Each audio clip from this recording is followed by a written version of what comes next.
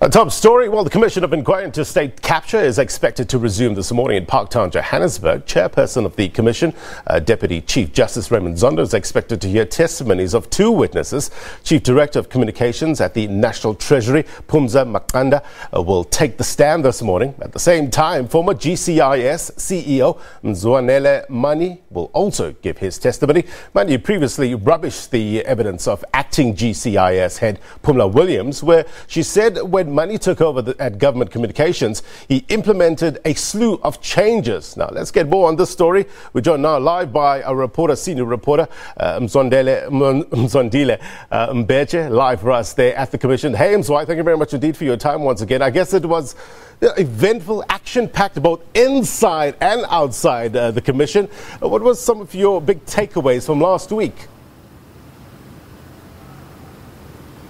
Well, as you have said, Blaine, it was really an action-packed event last week. Who can forget those protests outside there when BLF together with EFF actually protesting. Never mind that these are basically sworn enemies, but somehow they found a common enemy really to protest against. So that is what was happening last week. And today, we're continuing with the evidence really flowing from what others said, perhaps from the Treasury.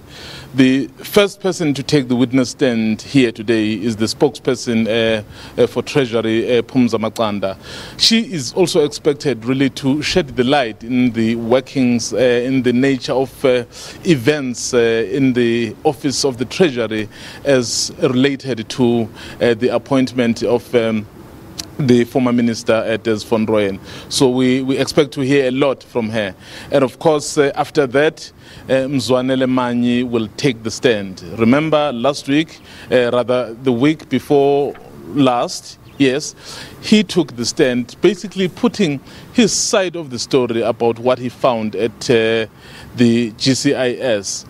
But when the acting G.C.I.S, Phumla Williams, a couple of weeks ago, took the stand here, she said a number of things, and of course those things implicating Mzwanele Manyi. One of those was that during his time, the payments to the Guptas was somehow inflated.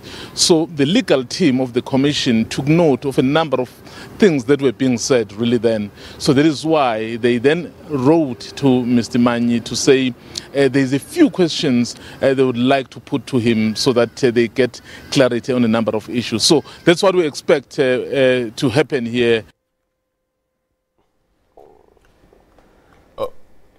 Oh, well, I think we've just lost Mzwandile Mbeje there live for us in Parktown. We will try to re-establish our connection there with Mzwai and get you more about the state capture.